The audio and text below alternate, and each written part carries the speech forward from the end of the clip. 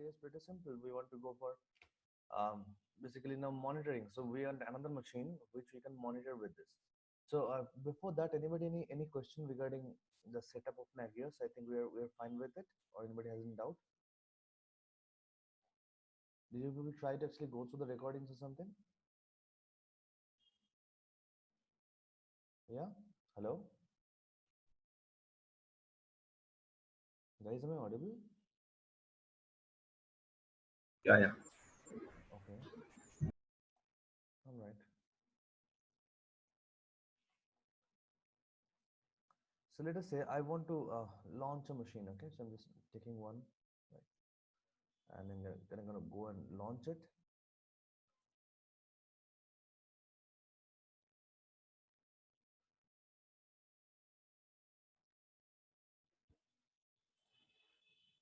So this is going to be the machine I want to monitor, right? So this is the machine I want to monitor. So let's say this is our HTTP server, for example. Okay. Sure, your voice is a little low actually. Again, it is low. Yeah. Is the same problem everyone is facing? Hello, others? It's audible. It's audible. For me, fine. Karthik, check your volume once of your laptop. Okay, see, listen, I am installing HTTP over here. Okay, I will install HTTP over here, and I will have another one where I shall be running, let's say Apache Tomcat. So two machines I want to have. Okay, two machines and two different services, right? So otherwise, let us do one thing. Let us kind of play like this. We can do anything actually, whatever we want. So let us kind of play like this. So this guy is working on port number 80, and okay, let's have another one. Let's say two web servers. Okay, so let's say we have two web servers. Let me launch another one. There also I shall run port number 80 itself. But the idea is there are two web servers, both running a port number 80 service. So how can we monitor both of them? That is kind of the use case we'll try to do today. So this will also run on HTTP itself. Right? So let me open up this machine. Let me try to kind of log in into this. This is the public IP. Let me open up mobile stem.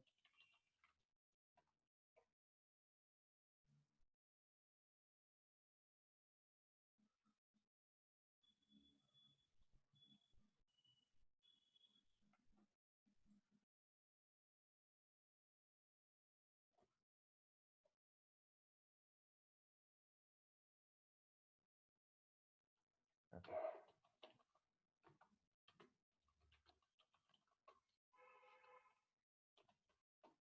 So this machine, this one basically, this one I want to put a let's say complete lamp stack. Okay. What is a lamp stack? Lamp stack basically means Linux, Apache, MySQL, and PHP. So when you hit the page, you should be seeing the PHP info file coming up. Means the PHP page is opening up, right? That is the idea. So let us install lamp stack. I think previously also I've shown you, right, by installing lamp stack. That is not the first time I've done it previously also. But anyway, let us do it once again. Because lamp stack is a nice thing to do.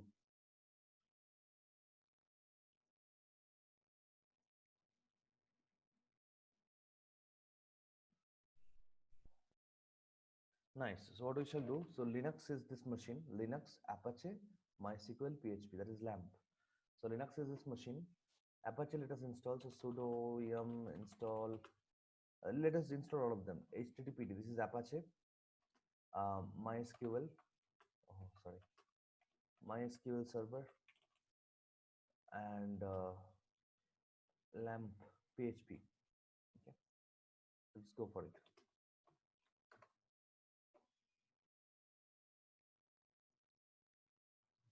Now, if it is done, what I shall do, I shall go ahead and I shall try to see if these things are working. So first of all, let me sudo service httpd start. Now, what I shall do, I'll create a new file in var www.html, right? Sudo vi, you know that is the home directory var www.html. I'm going to call this thing index dot php. I'm going to write down php, and then over here let's say php info with semicolon, and then once again question mark and this sign. So this should mean that if we can see the php info page in the home page, that means this particular installation is working successfully. How to check it? Go ahead and take your, first of all, your inbound rules, and allow the port number 80 over here.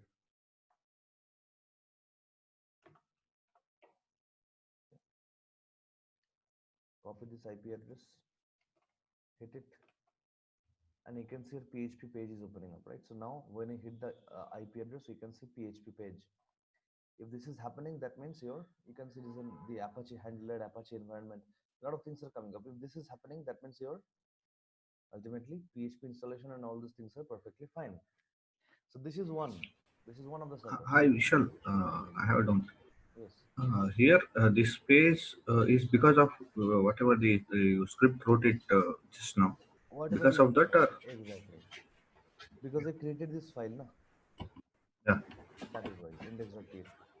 If we delete Okay. this file, we'll be seeing that HTTPD Apache, that page, basically the typical home page. Okay. Okay. And this we could write, the PHP file we could write only because we installed PHP. Otherwise, it would have not worked. Nice. So this is one. Okay. And in the other one, let's say there also I want to run HTTP, but there I want to, let's say, deploy a website on this machine. Okay. So what I shall do, I shall exit this and I shall open up that one.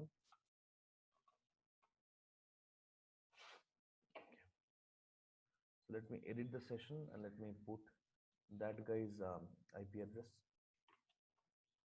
this one. And here I want to install a what? Deploy a website over here. Okay, that's what we want to do. Let's say. Or else, let me do one thing. Let me install Apache Tomcat. Okay. So now we are doing some real stuffs basically. Actually, what we shall be doing in the industry.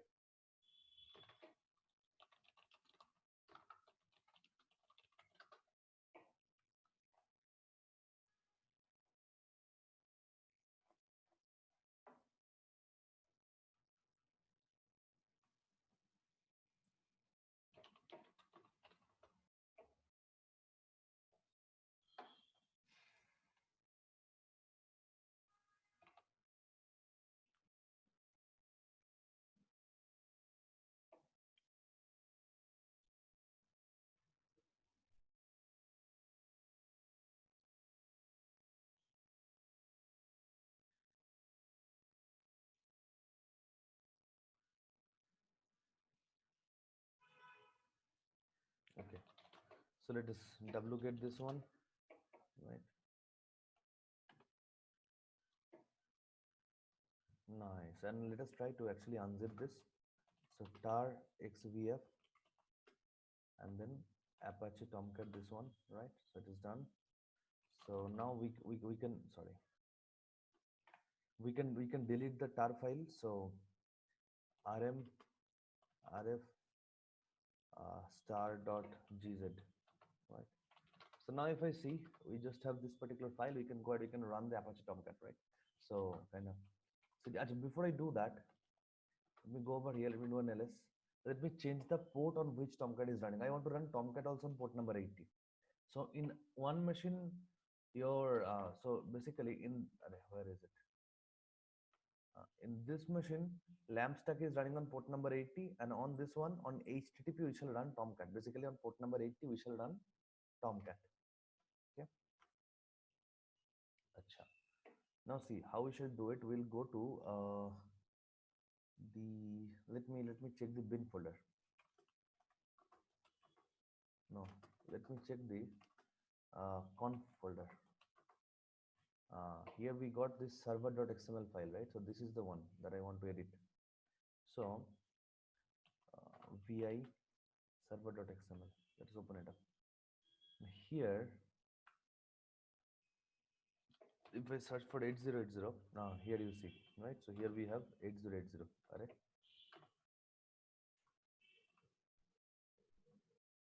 So this one I shall change to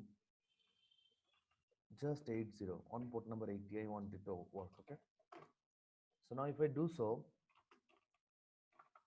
if I come back and if I go to, let's say, bin, and I can not main, sorry, bin, I want to run like dot slash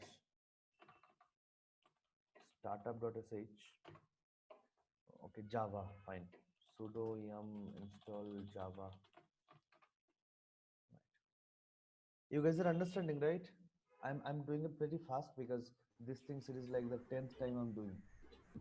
Yeah, yeah, I understood. Yeah. Actually, I got confused during that Apache Tomcat 80. Ah, Afterwards, I got it. yeah, Yeah, yeah. yeah, I knew it that. should be 8080 now. Yeah. It was 8080. I changed it to 80 so that now it should run on port number 80.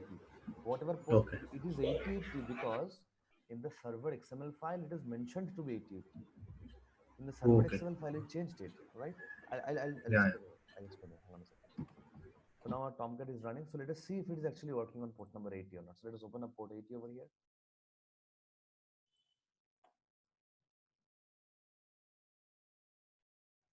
Add port number 80 over here. So on HTTP, I want it to work. That is the main idea. Save it. So now if I take this IP address, right, and I can hit it. Is it working? No. No, it is not working. Okay. On port number 80, this guy is not working. Hello. Huh?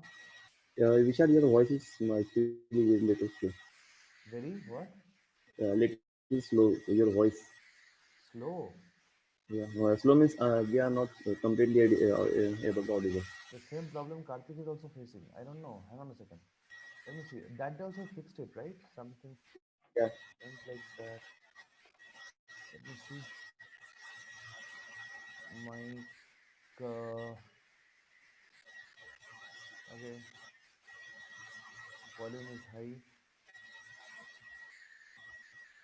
So which what is this? Okay. Manage sound devices. Mic. How do I work with this? I forgot what I did that day.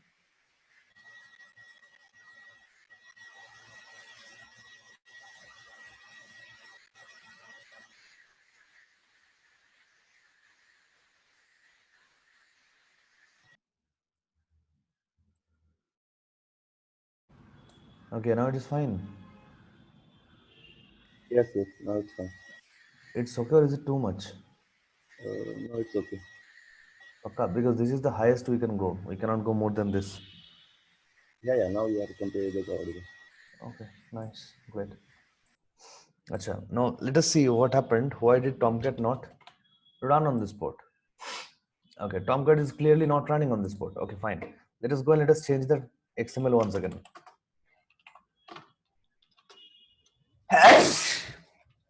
Let us try to make it back to 8080 and let us see if it is working after that.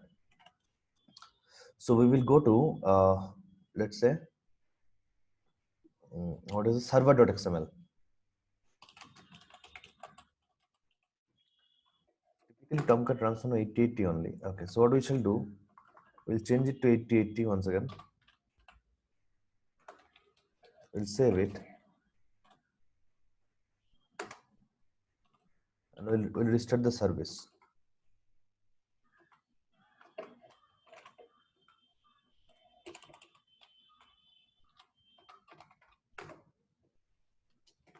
Now let us hit port number 880. Let me open up port number 880 first of all. Let us see if we are reaching over there or not.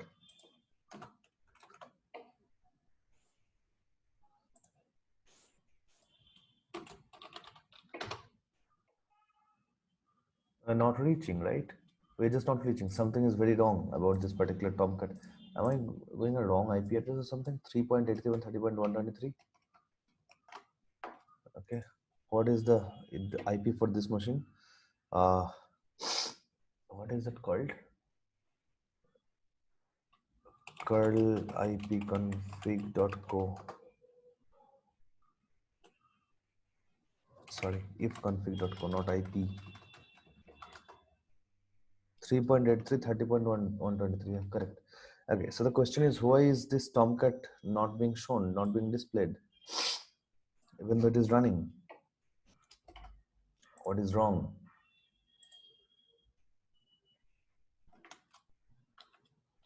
Okay.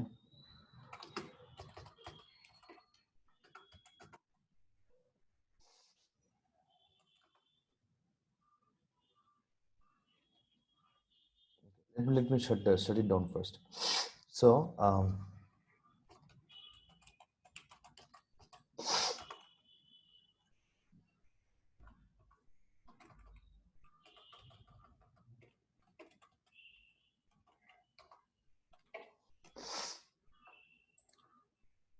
the configuration settings are now it is working, right? But on port number 80 it is not working. So what we have to do is that we can actually now see how we can play with this. I will install another server on this. Okay, so understand the technique how we do this. Now this guy is running on port 8080, but I do not want to see it on port 8080. So what I shall do, I shall try to set up another server over here, and I'll tell it to go to take it to Apache Tomcat. So I'll install a web server. That web server will be taking us to Apache Tomcat. I'll just try once by changing it back to port 80, and I'll just see if it is working just one time, because I don't know, maybe port 80 is blocked or something, that is it is not working, something like that. Why is it not? Achha, fine. There are multiple ways to solve this problem. So port number 80 is absolutely not working. When I did like this, it just failed, right? It didn't work out. So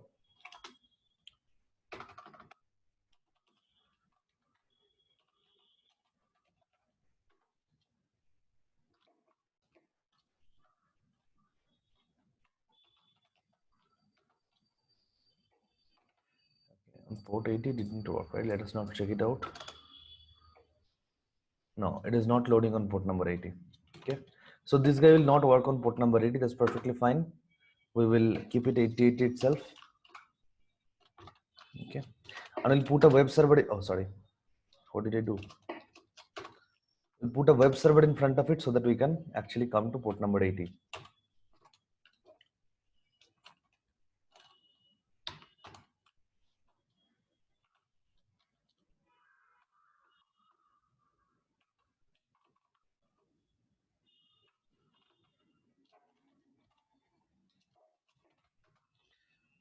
All right, so now see this.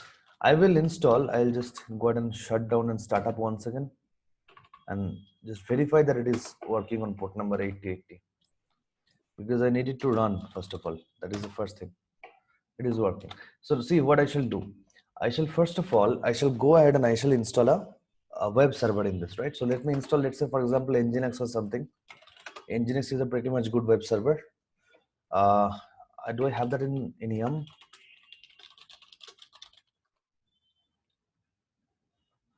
No, in Amazon Extra. Okay, fine. I'll just download and run it. So download Nginx.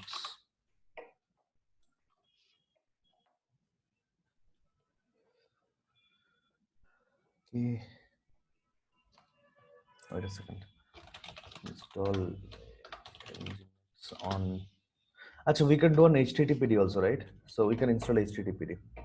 Sudo yum install HTTPD. Typically on HTTPD servers, I have not worked on pushing it to somewhere else.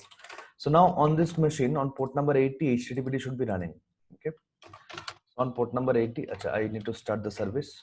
Sudo service start HTTPD. And what happened? Sorry, sudo service HTTPD start. So if I do that, you should be able to see that port number 80 or HTTPD is run. Now what I want to do, I want it to, when I hit here, I want it to automatically map to where? On Apache Tomcat. That is my idea, right? So that should happen. So let us go to the HTTPD. Let me find it out.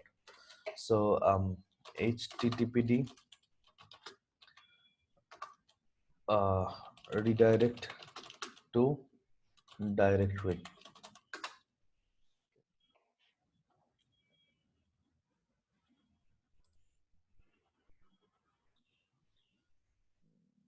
Okay.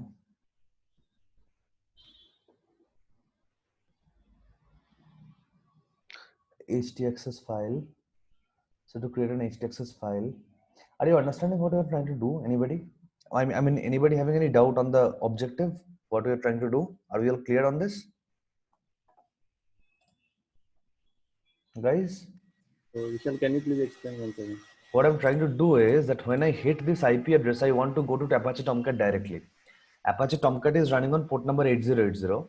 So I am putting a web server in front of it. So whenever you hit port number 80, which is a web server port, that should automatically take the data from the Apache Tomcat directory and show you. Clear? But So we that have installed on port 80, we already installed HTTP, no? yes, HTTP I've installed. I just now did it, and on 8080 Tomcat is also running. So now I want that when I hit port number 80, it will automatically fetch the data from the Tomcat directory. Means it will automatically go to localhost port 8080. Correct? Yes. So it fetches the data from there. So when you hit the IP address, we should be able to see the Tomcat loading up. Okay. That is the idea. Okay. So let us try to find out. So we have to see where the htaccess file is there, because htaccess I do not think is directly created. So we have to kind of here. This is how it is done. So I don't think it is directly created. Let us try to kind of find it out, right? Okay. So I'll go to etc/httpd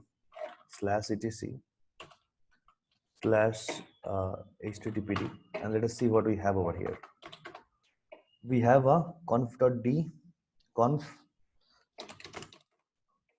Conf is a folder. cdconf ls httpd conf. Let us try to open it up. Let us see what is there. Okay. Main Apache HTTP file server configuration. You can see this is the one. Server root is etc httpd. Okay, you can see it listens to port number 80 basically, right? So that is why it is running on port 80. If I change it, it will run on different port, but we do not want to change the port 80. You want to keep it over there. You can see the user is Apache, group is Apache. This is the reason when we tried to do the Nagios, we added the Apache user. You remember yesterday, because the user typically is Apache for this one. And server admin root at localhost, fine, leave it. Directory require all none. Document root www var www html. Okay, so this one we have to play a little bit with. Instead of sending it to var www html, I think we can send it to somewhere else. Directory var www html, relax access to the document, default document root. And that is why when I make some changes in www html, it will be shown as a default file because this line is there, right? Okay. Shouldn't follow syntax. Let us try to find out now. Now we got this file, so let us try to see how it is asking to do. Directory your path, rewrite engine on, okay, and HTTP host. Okay, fine. They are asking a lot of things. I am pretty much okay with Nginx server because typically I work with Nginx server. I've worked a lot, but let us try to play it over here only anyway, not an issue. So document root, instead of making it this, what if I change the document root? Okay, achha, before I do that, I'll first of all keep a copy of this file. So cp httpd config as httpd config dot original. I'm making a copy of this file so that even if I make some changes, the original file remains over there, right? So it is there. So if something goes wrong, I can just rename this to back and it should start working. That is the idea. So let me change the httpd configuration anyway. So let us go for sudo vi this thing, and now let us go and change it, right? Let us see how it works or how it does not work, what happens. So the document root, I'm trying to make it now, instead of this value, I want to make it home EC2 user. What is that?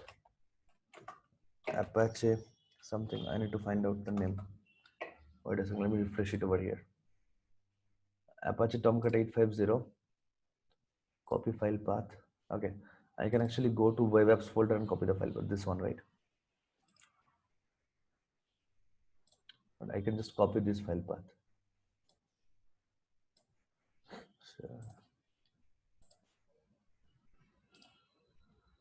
copy file path, and let us come and let us write it down over here.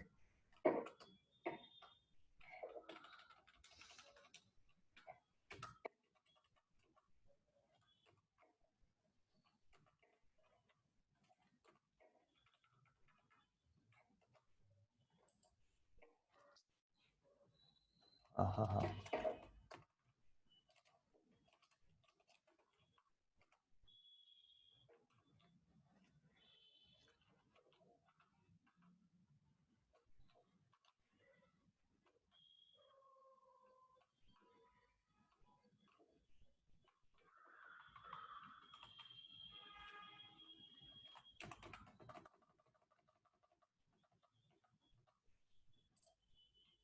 Nice. So this comes over here.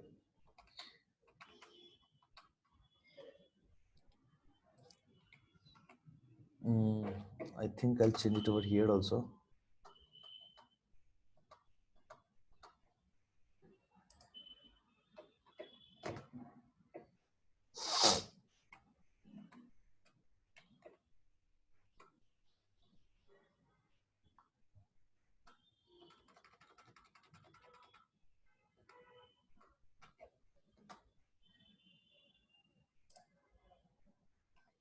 Let us see what is happening.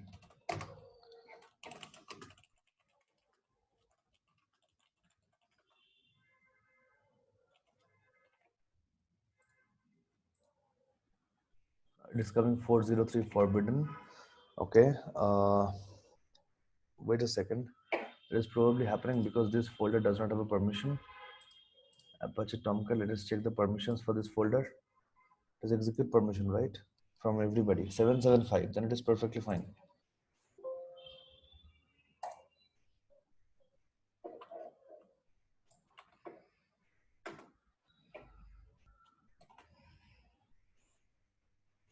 It is getting access forbidden. The thing I'm trying to do that is quite not working out. I am not very sure how we can set up a reverse proxy using this one.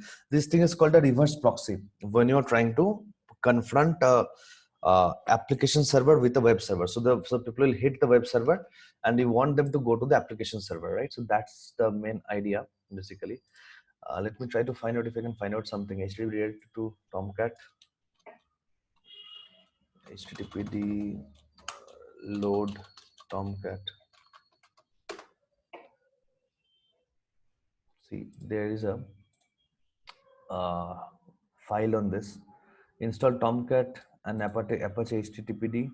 They are asking us to download mod JK, something like that. Okay, load module JK and all this stuff. Now we do not need all those things. Forget about it. Right? I don't want to do load balancing.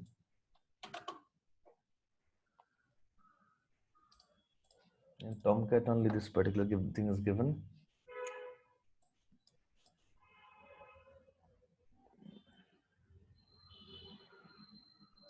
See, modify Apache's HTTPD configuration file, install a web server adapter, and modify these three things. So this is what you have to do, right? Ultimately. Okay. Let us see how we can make this thing. They're asking us to do a lot of things actually.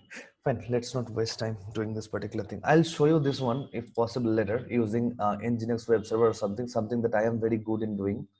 But this guy is giving us 403 basically. So let us not play with this one because anyway you have to learn the Nginx part. Sorry, Nagios part. So it will be a little bit bad. So I'll just delete the configuration file. So rmf whatever.conf httpd.conf. I'm deleting this. Sudo rmf httpd.conf and sudo mv httpd.conf.original to httpd.conf. Right. If we do this and I think I need to restart the server. Yeah. So just restart the server and you should be able to be opening up your original whatever it is. But it's taking a little bit of time. So now it should be okay. And this particular thing comes up. Anyway, let us go ahead and let us try to set up our this one, Nagios, right?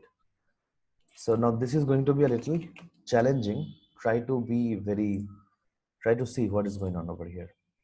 This part I'll show you using Nginx server. It is pretty easy. We have to set up a reverse proxy for doing this. It is not like it is not a part of your syllabus or something, but this is something that is good to know, right? Okay. Nice. So you got our Nginx running over there. So let us just kind of sudo service httpd start sudo service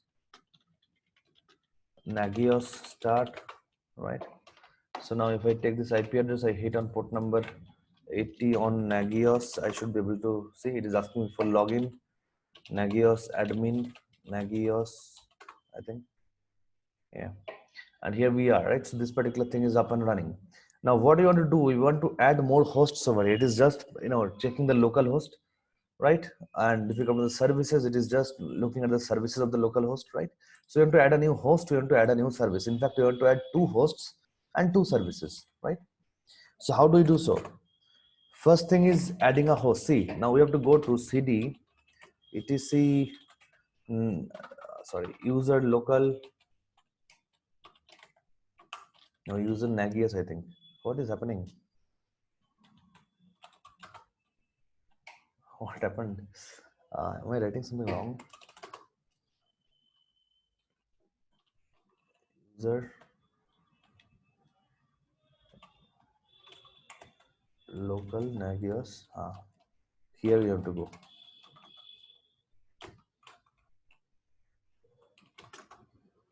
All right. So now if you do ls, you will find out there are all these folders. You have to go to cd, let's say etc, and ls. We find out every single things are there. So now look at this. We want to go inside the objects. Okay, cd objects ls. If I do so, you will find out you have got templates.configuration. Let us first see this. Acha. Before that, let us see the localhost.configuration first of all. Okay, let us see how this file is looking like. So let us open that up. Localhost.configuration, right? Okay, so this is how you need to define a service.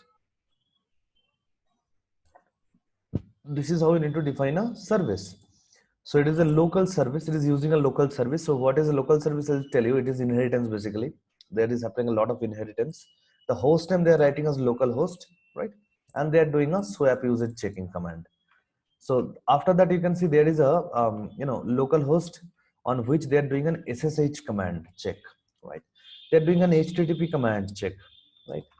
A lot of things are there. Go up, find out a lot of things. So at the beginning there will be hosts. This is services. Here you have got host group, and before that you will find out host, right? So what is host group? Let me show you in this one. If you come to the hosts over here, right? So okay, and host groups here. Host group. So there is only one host group with the name Linux servers. That is the group name, right? How is that coming? Because you can see over here, this is called Linux servers. This name is being displayed over here, Linux servers, this one, right? That is how this thing is done, Linux servers. So we can create our own host group, or we can use the same host group, not a big deal. We can do anything, whatever you want to do, right? So, but the idea is mainly that you have to define a host, and you have to also define a service. So in this way you add over there. So whatever host you want to use, you have to add them over here. Now you can see it is telling that use Linux server, means it is inheriting from the Linux server host template. So Linux, what is Linux server host template? Just go, let us check it out. All right, sorry. Let us check out. So that will be inside of templates.configuration, right? So vi templates.configuration, open it up and go on top.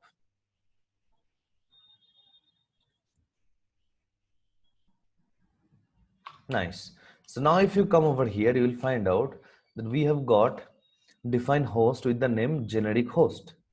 So there is a host with the name generic host, which is being derived into Linux server. And this Linux server was being used over there in our local host, right? So the Linux server host that you are seeing, that is using generic host. How do I know? Because it is written. Means this template, you can see, inherits the other values from the generic host template. So whatever is written over there, these values are by default copied over there as soon as you write down use generic host. Now, if I take any of the properties and actually change it over here, then it will be overwritten. But typically, if you are mentioning it, use something, that means it is being used over there. So this is being pulled into over here, right? Now, what we need to do is just, we need to use the Linux server and we need to create our own hosts. Just like it was done in localhost, we have to create our own hosts, right? So how we shall do it, see? Sorry. So we'll once again open our localhost.configuration file, right? We will copy this style. We'll copy this, right? And we'll keep it in a notepad or somewhere, right? So, oh, what did I do? We'll keep it somewhere in a notepad. This is our definition, fine. And for services, you'll find it out over there. Let us check the HTTP service. These are all the templates. You have to use these things basically. So this is the, you can see HTTP service. Let me copy this one. Okay. Let me paste it over here. These two things we need to use. Fine. Achha, anything else I'm missing out over here? I don't think so. Okay, more or less this is fine. Now, see this. And if I kind of, let's say, come out of this particular folder, okay. Here there is a folder, there is a file with the name nagios.configuration. Let us open it up. Here you will find out all the configuration file names, right? You can see templates.cfg, context.cfg, right? localhost.cfg, etc., etc. So here we have to enter our own configuration file. So we'll first create a configuration file using these two data, and then we shall do an entry over here. Okay. So let us do it one by one. First, let us create the configuration file. So we shall go to objects folder, cd objects, and we shall create our own config. We'll call this thing vi, or it's a sudo vi. I'll call it, let's say, my servers.cfg. My servers.cfg. Okay. In that, what I shall do, I shall copy and I shall paste. Achha, first, let me change it. So I'm using local server. The host name is not localhost. It is, let's say, lamp server. Okay. Alias means the name that is displayed, and the address. Let me find out the address. Let me give the local address. I mean, they're in the same network, so anything is fine. This machine's local address, right? This one. So this address I'm putting over here. Okay. Acha. And in this one, I want to do this service. So the host name is lamp server. Put it over here. So I want to do an HTTP service over there. This is one. I want to copy it and paste it once again. So kind of I'm defining two hosts. One is here, another one is here. So here I shall define this one. I shall take this guy's IP. I'll paste it over there. I'm going to call this thing HTTP server. Okay. Remember, the alias can have a space, not an issue, but the name, host name should not have a space. Okay. But typically we do not give space. Here also we give underscore instead, or maybe you can keep the same thing. But host name can never contain a space, right? So you're doing it a name server, lamp server. Let me copy it and paste it once again, once for the HTTP server. Right. So this is what we are doing. Now we will be copying the entire data from here, right? And we'll be pasting it inside that particular CFG file that we are making. So I'll, oh, okay. I got I-define host over here, fine. This is it. Go ahead and save it. Now come back to your Nagios configuration file.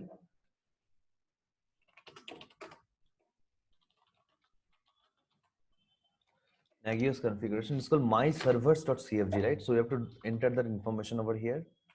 So we will write down, we'll just copy and paste this line.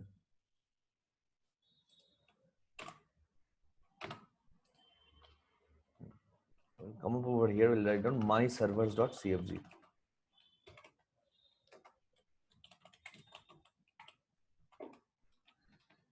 We'll save it. So far, nothing will come over here, but it will come once we restart. So right now, if you see, we just have whatever we had, right? Right now, nothing has happened. It is just what we had. But if we restart, right? So first thing you should once verify the configuration file, whether it is correct or not. So let us go ahead and do it because we changed the configuration file. So how are you going to do that? If you come out of it, in the bin folder, there is Nagios. Using this Nagios, I have to verify you remember this command I wrote yesterday, right? Using Nagios, I need to verify that file. So you have to come out like --v backslash and ultimately, sorry, forward slash and ultimately the etc folder and the nagios.cfg. Okay, sorry, dot slash. Permission denied, go for sudo and see. It says that check 3 hosts. So now we have 3 hosts. We had only 1 host earlier, right? Now we have 3 because 2 new we have added, right? 0 error warning, 0 error. So now we can go for actually doing the stuff. So how do I do it? We'll go like sudo service nagios restart. That's it. And you come and refresh. Come to hosts. See this store coming up over there, right? Now this check will fail. You know why? Because we don't have ICMP turned on. You cannot really ping from this machine to that machine. Just try it out. If I try to ping this machine, now you know, right? What is ICMP? ICMP is basically the protocol through which we try to ping. So when you're writing a ping command, see this will fail. You cannot ping it. You cannot ping it because ICMP is blocked. So we need to first switch on the ICMP on these machines, right? So let us go to security group. Let us switch on the ICMP. So custom ICMP and is known as echo request. Where is that? Sorry, echo request. If echo request is turned on, then only it will be replying to your ping. What happened? An error occurred. Okay. Save it. So now see, this is which one? This is launch user 28. That is this machine, right? Now let us try to ping this. Now see, this should work out. Ping, and see this is working out. So you need to switch on ICMP. That is the thing basically. Come up over here. Let us open up launch user 27, right? Launch user 27. That is this one. So here also let us switch on the ICMP, or you can just simply go for all ICMP. That is also fine. Anything is okay. Right? Save it. So now you can be able to see that the last command is also returning us. So this is required, otherwise you will not be able to ping to the server. If you cannot ping, you cannot display on the health check. See, the health check already told it is failing. It says it is down just because of the fact that it could not actually ping it. And now it says it is up because now the ping is working. Acha. In the services section, if you come up, see, HTTP is giving a warning over there. So it got a 403 forbidden response, HTTP server. But how? Now it is working, right? But anyway, it got a 403 forbidden. So the response also you can find it out over there, whatever it is. And in LAMP server, HTTP checking has not yet been done. So if you click on this,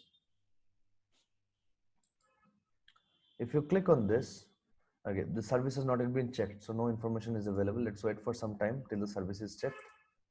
This one was checked and this one has got, like it is active, it is up and running, but it is getting a 403. That is what it is telling. Now the next scheduled check, now look at this. The next scheduled check is at 3:22:59. The last was at 3:17:59. So that means every 5 minutes it is checking. Every 5 minutes it is checking. We want to, let's say, change it to every 1 minute. We want to change it to every 1 minute. How can we do so? So let us check it out. Let us figure it out. Services, refresh, hosts. Now see, hosts are up, all of them, right? So here also, if you see, last check time was 3:18. The next one is 3:23. 5 minutes. 5 minutes is default.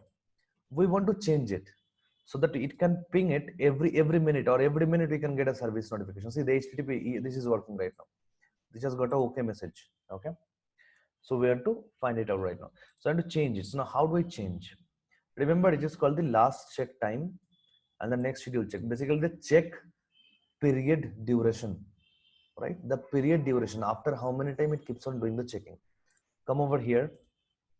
Let us go to open up our templates.cfg first of all. So cd objects, sorry, first of all cd etc, right? Cd objects, right? And here we have got templates.cfg. Let us open it up. Templates.cfg and come over here. See this thing.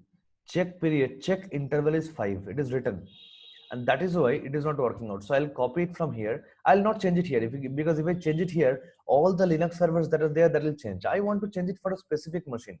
So I'll copy the check interval from here, right? And then what I shall do, I shall come out of this. I shall open up our my servers. Sorry, open up in sudo, and here I will do the change.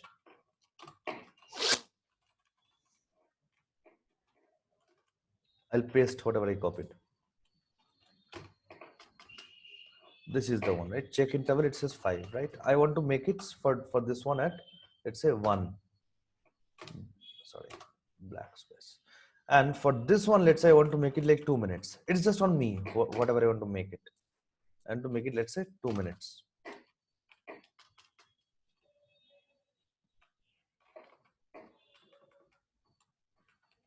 Right? Save it.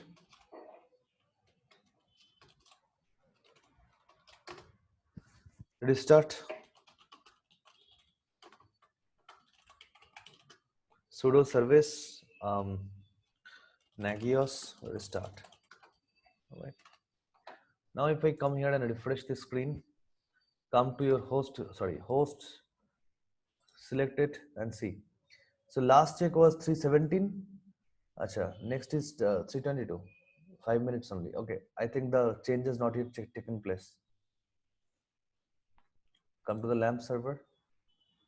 318, 323. Okay, fine. The change has not yet taken place. But once this this 23 is done, then it will be done every 2 minutes basically, right? Or every 1 minute, whatever it is. It will be done like that. So let's wait for some time till it finishes the checking. Actually, the services, by the way. So this guy is getting 4 out of 4. It tried 4 times and it got the same output. In the HTTP, it is getting, it has reached the hard state, right? So hard state means it is not working, it is telling. So it has reached a problem where, wait a second. Let me stop and start this once.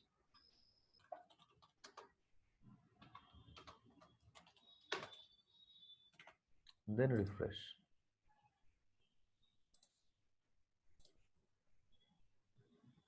Now see, the restart does not work in Nagios. I forgot. A restart command typically does not work in Nagios. So now you can see 3:22:59 it did a checking, 3:24:59 it is 2 minutes, right? Now it is changed to 2 minutes. And if I come back for this one, the other one, that is the HTTP server. Okay, this one only I checked just now. Okay, the LAMP server, 3:23 and 24, that is 1 minute. 23:09, 24:09. So now the change has taken place. So basically the change takes place only when you stop and start. The restart command does not quite work the way it is expected to be, okay, in our this one. So now the question is that why is this service failing? It is giving us a warning over there, right? That the HTTP is failing on the HTTP server, which is pretty much wrong, because HTTP is perfectly working, as we can see over here, right? Port number 80, we are perfectly fine, right? So sorry, where is it here? So why is it giving us the HTTP is failing? Let us open it up. Let us check it. So it says that it tried to do this thing and this thing didn't work out, right? So you can see it is a hard state. Hard state basically means all the pings it has done and it is not getting, it is getting a 403 forbidden right over here. Let us try to restart the HTTP service over there. So this is the benefit, right? You do not need to open it up and check it. You know that, okay, it is failing over there, right? So that means you need to go and restart the service or something like that. Let me open up this particular machine. So I will exit this one. Okay. And let us edit this one once again. and open up this machine. Let us see.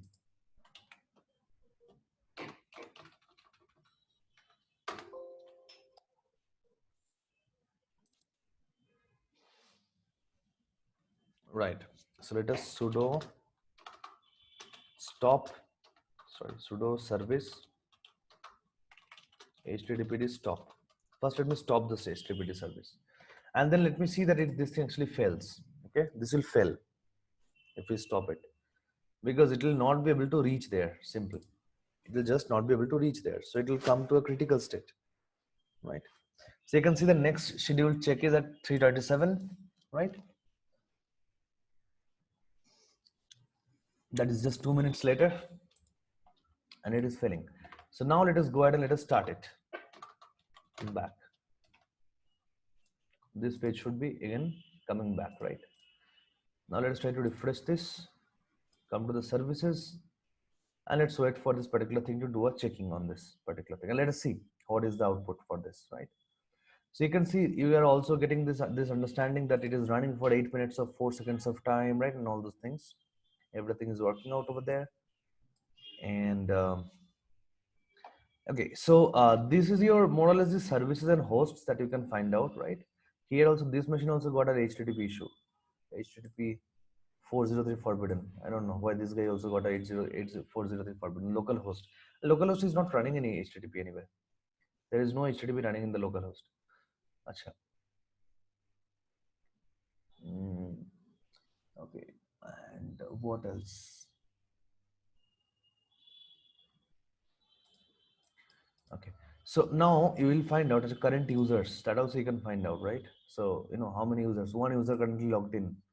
So how many users you are, it is there, that also you can see monitor over there. And now if you notice one thing, this one I wanted to see, that is if you come to hosts and I go to, let's say, LAMP server or something. Okay, no, not this one, maybe this one, HTTP server, right? No, that's not this one. Services HTTP. The notifications are disabled for this. Okay, so the notifications will come over here. So if anything is going wrong, that notification should come over here, but the notification is disabled for this particular service, HTTP service. Now, how can we enable this notification? So it is very easy. Okay, it is very easy. Let us go ahead and let us try to log into this service once again, this machine once again. So this is the IP address, right?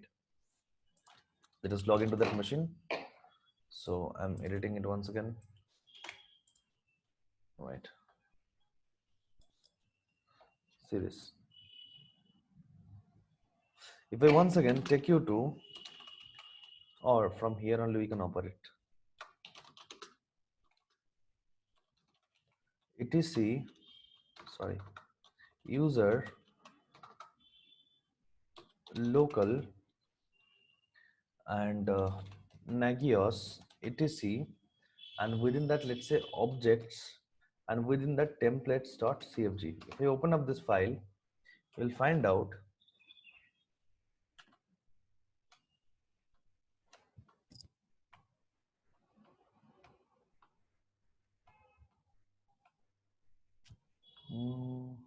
wait a second.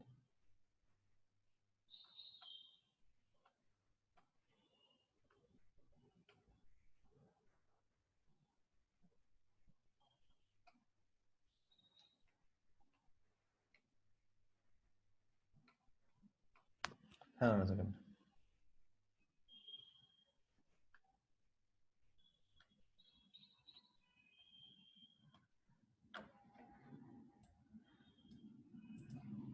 Notification options, I think this is the one that acha, it is being used in Linux servers, right? Let me check in Linux server what they have done.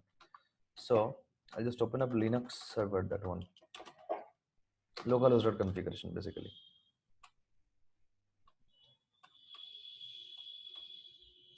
No, not here actually, I don't want to use here.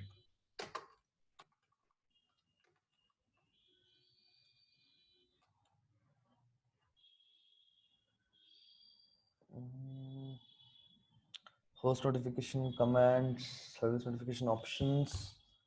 This is generally, this is contact. Okay, host templates and notification status information.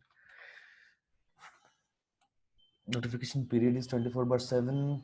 notification interval, the notification to specific host stats. Okay, DUNR. Okay, contact group. This one. This is a Linux server. Okay, the notification is blocking basically.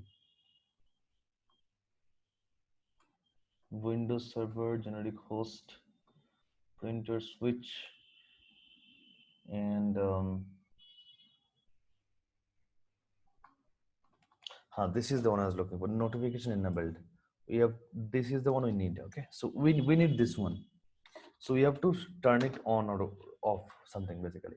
So we'll go to my servers.cfg and I'll just turn it on and see this. When you come over here, check interval 1, whatever. After this, we can just paste this line, notification enabled 1, so that it will be actually doing the sending the notification if something is down, right? Not here, actually in the service you have to do it, not here in the service, not in the host.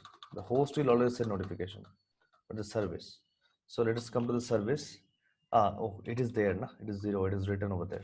Change it to 1, that's it, so that we can get the notification of this particular thing. So now start sudo service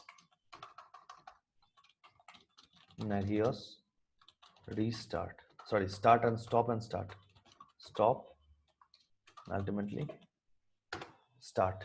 If you do so and you kind of come over here, we'll find out. Now you go to the services and let's say this one, you'll see the notification is enabled right now. Okay, this is the change that has happened. Notification is enabled and you're finding out it is telling there is a warning. So if you come to notification, right now it has not done the recheck. Once the recheck is done and if it fails, you will find out there is an entry done over here saying that notification for warning, right? So that is this one. Fine, clear, got this point? So I added this. See, for this HTTP notification is disabled, but the HTTP that we created for that notification is enabled. So for this one also notification is enabled, right? This particular thing is enabled. Are we all clear, guys? Yeah. Pakka? Right.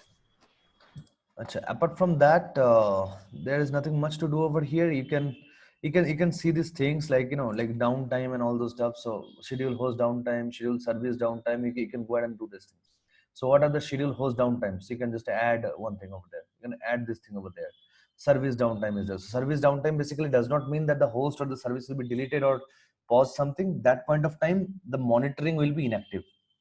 That point of time, the monitoring will be inactive. It is not that actually the host will be down, because the Nagios does not have a permission to take down the host. The Nagios will inactively monitor. It will not actively monitor at that point of time.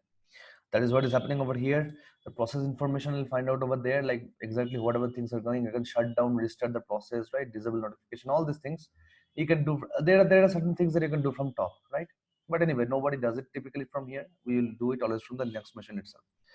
Acha, in the event logs, you will find out all the events that are logged over there, right? So the starting, when we actually go for doing a status, right? Status check, you will find out this event log is over there also. Check the status, you'll understand, right? So these things, right? So all the things that we have done, right, today, everything is coming, right? So you can see warning, it has got something, right? It tried to get the HTTP, didn't work out, all those things it is telling you basically. Right, so this is how this particular thing is working. Okay, acha. The entire service notification, if you want, you will find it out. See, yesterday's whatever we did, today whatever we did, every single thing is noted down over here. Okay, acha. In the histogram, histogram is not used much nowadays. Histogram is basically when you try to let me see the service. Histogram is basically when you try to find out a density based graph. What is a density based graph? Density based graph basically means that we will be getting information about certain things depending upon a xy axis with certain density. Look at this. So here the density is not being shown. They are just showing you the xy is 2D, but typically histogram is 3D. They are showing you 2D over here. So from 27 and 29, 28 is today. So it is telling there is one, right? So it is telling that there is one warning. So total sum is one of the warnings, right? On this particular server, we are using the HTTP server, HTTP service. Now that received a warning. So this information I will find out over there. So histogram is a quite nice chart, and you can see the completely on which day what has happened on this particular thing, right? So that is a nice thing that you can do with histograms. And other than that, I don't think there is much stuff to worry about, right? So alerts, it will take some time to open up. So whatever alert at what point of time was given to you, that you will find out. This is a warning sign, yellow colored. Red means it is down, and green means it is turning on, right? So this is your typical. You can see it is everything is coming from your local file system, nagios.log. From there it is picking it up. So it will pick it up from somewhere basically, right? In the services section also, if you see, if I open up any service, let's say this HTTP service, right? It shows this name, LAMP server. If I click on this one, LAMP server, it'll go to the host immediately. It'll jump back to the host, right? View status detail for this host, click on this. It'll show you the status detail for this host, right? View history for this host, you'll be able to see the history for this host. View the notifications for this host. There are no notification on this particular. You can see the notification coming from nagios.log. Okay. Trends for this host. Wait a second. You have to select it. I mean, the time period basically. So it is like, unreachable at 19% time or whatever it is telling, right? So this history of the host we don't quite use. Anyway, so it is telling the LAMP server is unreachable. I don't know why it is telling, because actually it is reachable. You can see it is up over there. If I block the ICMP again, it will go down over here, right? So just like that. Acha. Fine, guys. Any doubt on anything? Yeah? Yes, no?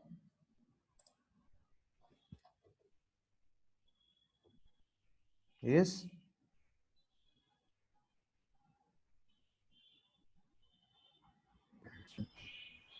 Guys, can I get a response? Yeah, I'm good.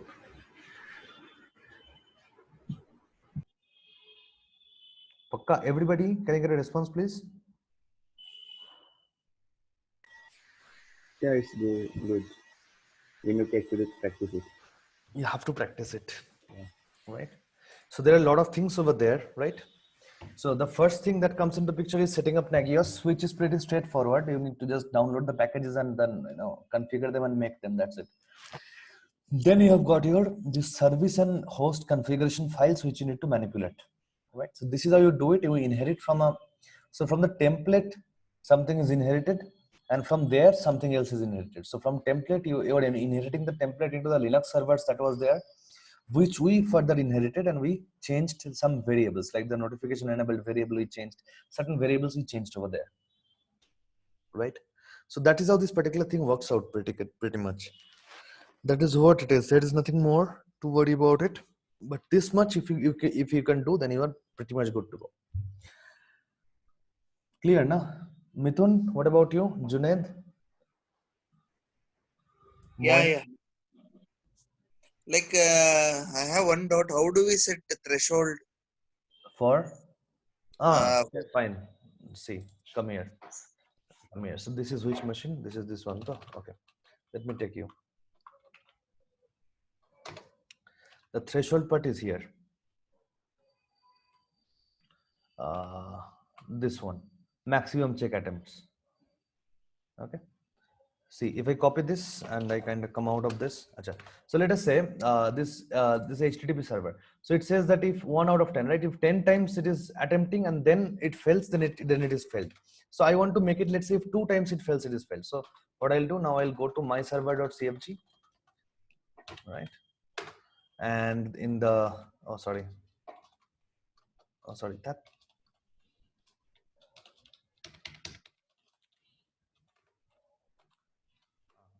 Now let's say I'll come in, let's say HTTP server, I'll just add that line over there.